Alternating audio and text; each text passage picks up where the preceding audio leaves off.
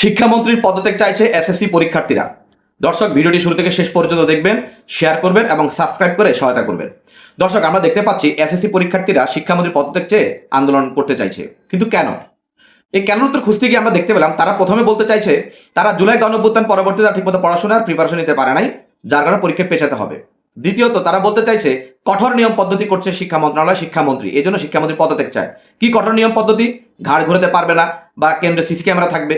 অবশ্যই বাংলাদেশ শিক্ষা ব্যবস্থাকে ফ্যাসিস্ট সরকার তো ধ্বংস করেছিলই, সেই সাথে জুলাই গণঅভ্যুত্থান পরবর্তী ডক্টর ইউনূস সরকার মবকে প্রশ্রয় দিয়ে এবং জামাত এনসিপি যেভাবে সারা দেশব্যাপী মব করে বেরিয়েছে শিক্ষার্থীদের মাধ্যমে, তারা কিভাবে পড়াশোনা করবে? তারা তো পড়াশোনা করতে পারে নাই, পড়ার টেবিলেও যেতে পারেনি। এই দায় কি বর্তমান শিক্ষামন্ত্রীর, বর্তমান সরকারের? অবশ্যই না।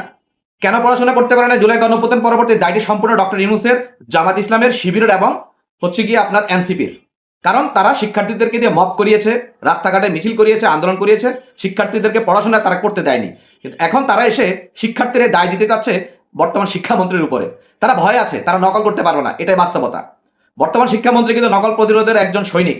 তিনি কখনোই বর্তমানেও কখনো কোনো শিক্ষার্থীকে নকল করতে দিবে না। আর কেন বা তিনি ঘাড় ঘুরাতে দিবেন? বর্তমান সরকার চাইছে শিক্ষা ব্যবস্থার উন্নতি করতে, শিক্ষা ব্যবস্থা উন্নয়নের মাধ্যমে বাংলাদেশের শিক্ষা ব্যবস্থাকে ঢেলে সাজাবেন। সেই সাথে এমন একটি জনগোষ্ঠী বা শিক্ষিত জনগোষ্ঠী তারা তৈরি করতে যাচ্ছে যারা ভবিষ্যতে বাংলাদেশকে নেতৃত্ব দেবে, দেশ ও সমাজ গঠনে অগ্রণী ভূমিকা পালন করবে। আর এক্ষেত্রে অভিভাবকদের দায়ও কিন্তু কম নয়। অভিভাবকরা তাদের সন্তানদেরকে কন্ট্রোল করতে পারেনি, তারা সন্তানদেরকে রাস্তায় ছেড়ে দিয়েছে। যখন তখন তারা মব করেছে, যখন তখন রাস্তাঘাটে মিছিল মিটিং করেছে, রাত বিরাতে ঘুরে বেরিয়েছে। এর জন্য এখন শব্দ শিক্ষামন্ত্রী। দর্শক, আপনি আপনার মন্তব্যটি